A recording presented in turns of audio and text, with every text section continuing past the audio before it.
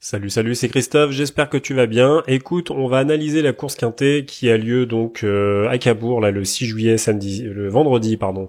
C'est la nocturne de Cabourg, donc sur les 2750 mètres de la piste.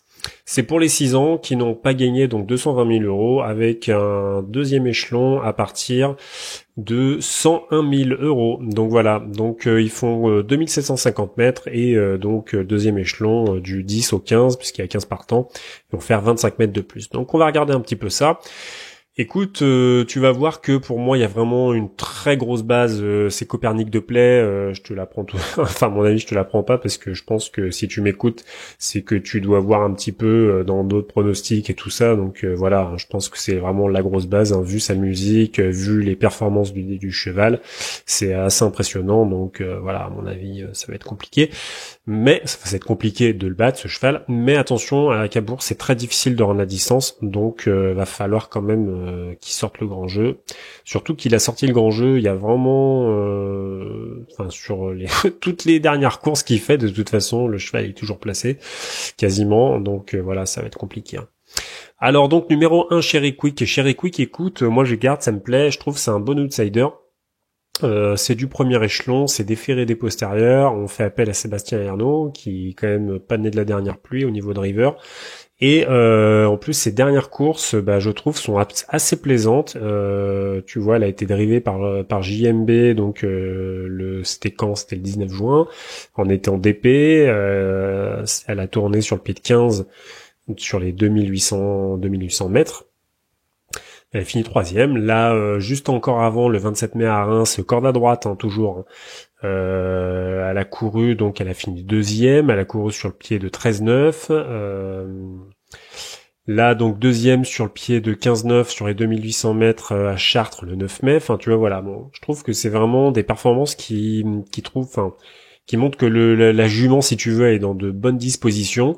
Et voilà, quoi, avec Sébastien Arnaud, des ferrés des postérieurs, premier échelon à Cabourg, voilà, en tout cas, on peut y croire, et je trouve que ça peut être un très bon placé à bonne cote, à mon avis. Numéro 2, Cool Buissonnet. Écoute, Cool Buissonnet, je me demande si en fait c'est pas un cheval de galop.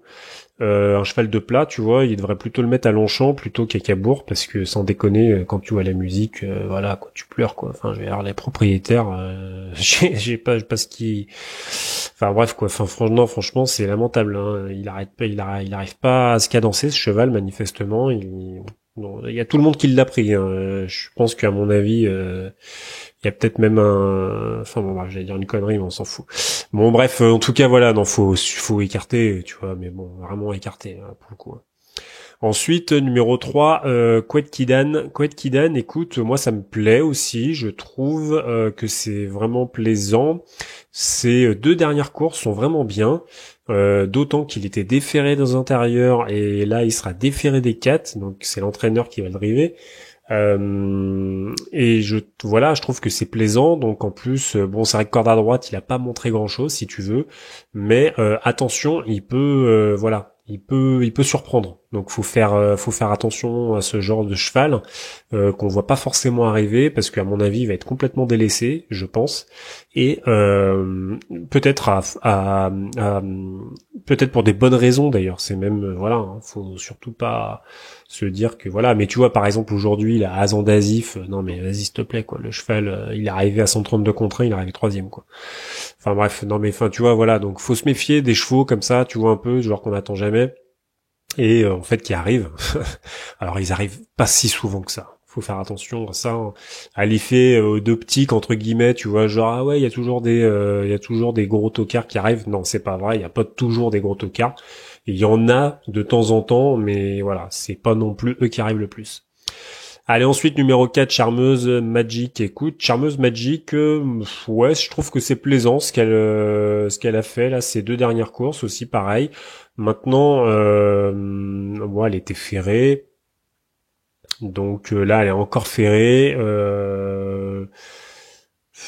Tu vois, c'est en plus Charmeuse Magic, elle a plutôt l'habitude. Enfin, voilà, je pense que quand on vise un peu les courses, c'est plutôt on la défaire. Là, elle s'est ferrée. Alors, je sais pas, il doit y avoir une raison. Hein. Moi, je la connais pas. Hein. Je sais pas trop ce qui se passe.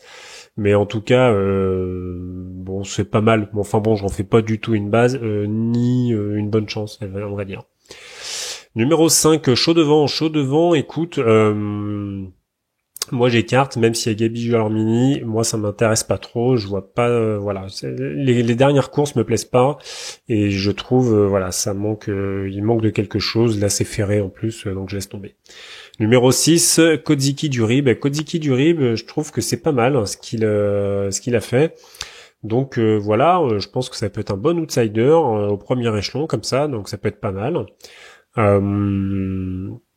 Qu'est-ce qu'il a fait? Alors attends, ce que je regarde un peu, ça a l'air d'être un bon droitier. Il a bien fini à une belle deuxième place à Caen là dernièrement. Attends, je regarde premier. Premier c'était à Graigne, donc ça c'est corde à gauche. Voilà. Non, c'est bien, hein, c'est bien. Alors après, bon, je pense qu'au niveau des chronos, ça sera peut-être un petit peu juste, mais voilà. En tout cas, ça, c'est plaisant. Numéro 7, Chanel du Perche. Chanel du Perche. Écoute, moi, j'écarte. Voilà, moi, ça me plaît pas. Je pense qu'il y a d'autres chevaux devant. Même s'il y a David Thomin, voilà, c'est quoi? Alors attends, ce que je clique, je suis sur Parsi Free en même temps. Donc, il a fini 3e d'un lot de 30 000, hein, quand même. Donc c'est quand même, ouais, c'est quand même pas mal. Hein, c'est quand même pas mal. Maintenant, il est ferré. Voilà, c'est peut-être un petit peu mieux déferré, je trouve. C'est corde à droite, c'est 13 courses, 2 victoires, une place. Quand il est ferré, c'est quoi? C'est 11 courses, 2 victoires, une place. Donc à chaque fois qu'il a pris une victoire ou qu'il a pris une place, c'est quand il était ferré. Enfin, c'est quand elle était ferrée, tu vois. Putain, j'ai vraiment du mal avec les sexes des chevaux, quoi. Donc voilà, écoute, non, écoute, moi j'écarte parce que franchement, vu déjà au second échelon, tu vois, vu les chevaux qu'il y a, tu vois, ça va être, je pense, ça peut être un peu dur. Numéro 8, Sian JC. Sian JC, c'est pas mal aussi. C'est pas mal, avec Franck Nivard en plus au sulky, donc voilà, je pense qu'ils en espèrent quelque chose. Bon, ça peut être un bon outsider. Maintenant, ce qui me dérange un peu, c'est que c'est ferré encore. Et en tout cas, le cheval se place très très très souvent corde à droite, puisque sur 26 courses corde à droite seulement, tu as donc 13 places et une victoire. Donc franchement, c'est quand même bien. Et en revanche, il a jamais gagné quand il était ferré, mais sur 18 courses corde à droite ferré, c'est 10 places. Donc voilà, c'est quand même, franchement, c'est ça vaut le coup quand même de s'y attarder un petit peu. C'est voilà, c'est quand même pas mal. Numéro 9, Chèque des Brousses. C'est cool, Chèque des Brousses, moi ça me plaît, hein, ça me plaît. Moi le seul truc qui peut me déplaire entre guillemets, c'est Yoann Le Bourgeois. Bon, j'ai rien contre lui évidemment, mais voilà, il va falloir peut-être qu'il fasse gaffe un petit peu avec Chèque des Brousses parce que j'ai vu qu'en plus ça passe son avant dernière course, mais encore celle d'avant, donc il y a 3 courses quoi, on va dire. Il a été disqualifié. Et je crois que c'est dès le départ, alors attends, je me souviens plus, il était déféré des 4 avec Francan. Mais en tout cas, bon, il a fourni 2 belles courses, ces 2 dernières courses. Là, il a fini premier, une sur l'herbe, une sur le dur. Et franchement, bah voilà quoi, c'était vraiment plaisant ce qu'il a fait. C'est voilà, non, franchement, c'est bien. Il était en plus drivé par Eric Raffin la dernière fois. Montmirail, je crois que c'était sur l'herbe, ça, ouais, piste sur l'herbe, c'est ça, corde à droite, hein, toujours. Et c'était vraiment pas mal. Franchement, c'était vraiment bien. Il a vraiment bien fini. Donc c'est un cheval dur. Et tu vois, il y a moyen quand même qui comment dire. Parce que quand Copernic de Play va débouler, si tu veux, voilà, il va falloir être très très dur pour lui résister. Donc je pense que Chèque de Brousse, voilà, il a les moyens en tout cas, ça peut le faire. Allez, ensuite, deuxième échelon, numéro 10, Casimir de Survie, déféré des 4, avec Jean-Rémy Pascal Maillard. Écoute, ça me plaît, hein, Casimir de Survie. Hein. Alors moi, je vais te dire pourquoi ça me plaît, parce que, en fait, Casimir de Survie, il a fait 41 courses dans toute sa carrière, il a fait 5 victoires, 15 places, d'accord? Maintenant, si tu affines un peu le machin, tu mets que corde à droite. Il a fait 23 courses, 3 victoires, 8 places. Donc déjà, tu vois, le pourcentage de réussite augmente largement. Et ensuite, si tu mets, quand il est déféré des 4, il a fait 5 courses, donc déféré des 4, corde à droite, et il a gagné 2 fois, et il a fait 3 places, donc en fait, autant te dire que, bah, à chaque fois, à chaque fois, c'est-à-dire que 5 fois, hein, il a fait la course que 5 fois dans cette configuration, mais à chaque fois il s'est placé dans les 3. Donc je pense que Casimir de Survie, c'est un peu incontournable. Donc après il va falloir faire attention, toujours la même chose. J'ai vu qu'il s'est mis à galoper à Argentan le 12 juin, donc bah voilà, va falloir faire gaffe quand même. Ensuite, Caïd de Bengale, écoute, Caïd de Bengale, je laisse tomber, c'est un cheval de montée, en tout cas c'est ce que je vois dans sa musique, donc a priori, même si, attention, à Alençon, le 22 avril, il a pris une belle 4e place à Quadrille-la-Mille, il était déféré des 4, faut faire attention, faut faire gaffe, parce que c'est le genre de cheval, tu vois, que tu vois pas arriver, là, tu sais, c'est le fameux cheval, là, le numéro 1 d'aujourd'hui, là, Anguin, là, quand personne ne voyait arriver. Donc, voilà, ça peut être peut-être un bon outsider, tu vois, si tu glisses dans un ticket, comme ça, si t'en fais plusieurs, tu vois, tu vois, peut-être qu'il peut pimenter un peu le machin. Donc voilà, faut faire gaffe. Mais bon, à mon avis, il prépare le monté quand même. Numéro 12, Ceylan d'Herpais. Ceylan d'Herpais, écoute, pareil, moi j'aime bien, je garde. Moi, bon, la seule chose qui me chagrine un peu, c'est Tony Le Belair. Parce que bah voilà, Tony Belair, moi en tant que driver je l'aime pas trop, mais enfin bon on s'en fout, hein. Le cheval il a de la qualité et tout, donc voilà, c'est clair et net, hein, on va garder quoi, parce que tu vois sur 9 courses corde à droite, il a 3 victoires de place, donc tu vois il a plus de la moitié, et quand il est déféré des 4, qu'est-ce qu'il me fait, donc 3 courses, une victoire, une place, donc franchement non, puis il a des bons chronos, donc écoute on va garder. Numéro 13, Copernic de Play. Bon bah écoute, ça je t'en ai parlé au tout départ. Copernic de Play, c'est la base de la course de toute manière. Enfin voilà, s'il y a vraiment, si tu dois jouer que un seul cheval, mais vraiment que un seul. Et encore, franchement, sincèrement, je sais même pas si ça vaut le coup de le jouer parce que en fait, il part au 2e échelon à Cabourg, tu sais, même si c'est un très très bon cheval et voilà, même si il a montré de très très grosses qualités, il va quand même falloir qu'il rende la distance. Il court très très rapproché, même moi j'aime beaucoup quand les chevaux courent très rapprochés comme ça, mais il a quand même beaucoup couru là. Donc là je te le dis, je t'annonce un peu le machin. Alors regarde, on va regarder ensemble, tu vois, donc 6 avril 2018. Bon ça ok, on prend pas en compte. Ensuite, il enchaîne donc là le 1er mai, donc c'est-à-dire un petit peu plus d'un mois après, il enchaîne à Cholet. Ensuite, moins de 10 jours après, il enchaîne à Vincennes, mais attention, hein, tout ça, il fait des super perfs, tout ce que je vais te dire là. Donc le 11 mai, 10 jours après, il enchaîne à Vincennes. Ensuite, le 31 mai, 15 jours, grosso modo, une quinzaine de jours après, il enchaîne à Cholet encore. Ensuite, le 5 juin, moins de, tu vois, donc je sais pas, moi, à 5 jours, 6 jours, tu vois, à 6 jours, il enchaîne à Vichy. Ensuite, le 17 juin, donc à 15 jours, il enchaîne à Les Andelys. Ensuite, le 30 juin, à grosso modo moins de 15 jours, pareil, il enchaîne à Vire. Et là, maintenant, là, il enchaîne à Cabourg, à quelques jours, tu vois, parce qu'il a couru le 30 juin, donc là, tu vois, demain, on sera le 6, donc à 6 jours, grosso modo, 6-7 jours, tu vois. Putain, laisse tomber, hein, je sais pas, tu vois, à un moment donné, ça va bien retomber, tu vois, je veux dire, l'euphorie, elle va retomber, même s'il est en train de marcher sur l'eau actuellement, ça va bien retomber un jour, hein, donc va falloir se méfier. D'autant que, donc, ce que je te disais, c'est qu'il rend la distance. C'est jamais facile à Cabourg de rendre la distance, donc est-ce que ça va bien valoir le coup de le jouer, tu vois, ce cheval? Voilà. En tout cas, si tu hésites complètement et que tu es complètement paumé dans tes jeux simples gagnants, moi ce que je te conseille, c'est vraiment de jouer ce cheval-là en simple gagnant, tu vois, vraiment, mais tu joues que lui. C'est-à-dire que tu fais pas genre lui et un autre, tu vois. Ou alors t'en choisis un autre entre, par exemple, Casimir de Survie et Cobra Carac, tu vois. Vraiment, si tu veux jouer du favori. Pour moi, il y aura d'autres outsiders. Mais voilà, je pense que Copernic de Play, c'est voilà, vu la forme actuelle du cheval et vu ses capacités, je pense qu'il est complètement déclassé dans cette course. Donc ensuite, numéro 14, Cache du Rib. Écoute, Cache du Rib, c'est un cheval de montée, donc moi je laisse. Numéro 15, Cobra Carac, c'est le dernier. Écoute, Cobra Carac, je pense qu'en revanche, lui, il peut vraiment il peut, comment dire, il peut donner, tu vois, du fil à retordre à Casimir de Survie et à Copernic de Play.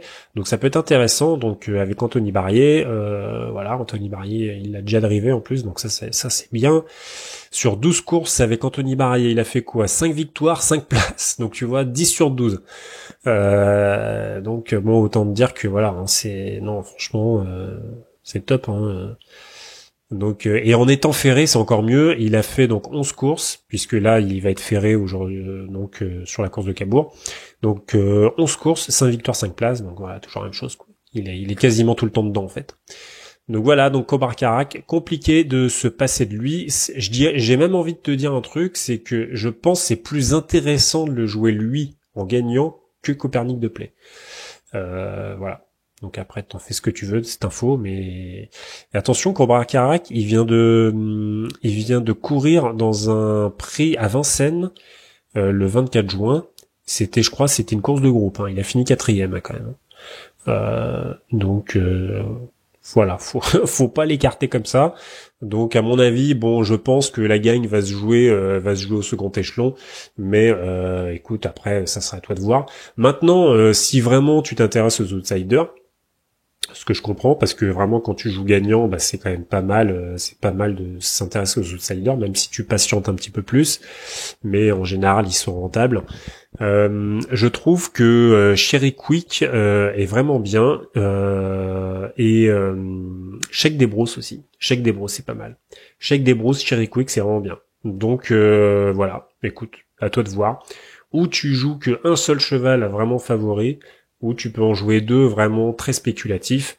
De toute façon, bah, si on a un des deux qui arrive, tu seras de toute manière gagnant, puisque s'ils sont, j'en sais rien, moi, à 10, 15, 20 contre 1, tu vois, t'en auras joué que deux, donc voilà. Mais bon, voilà, cette course, elle est compliquée parce que c'est ce que je te dis en fait, c'est que c'est difficile de rendre à distance à Cabourg, mais putain devant t'as des sacrés chevaux quoi. Hein. Donc enfin devant, c'est-à-dire pas devant, pas au premier échelon, mais au deuxième échelon. T'as des sacrés chevaux, donc ça va vraiment être dur.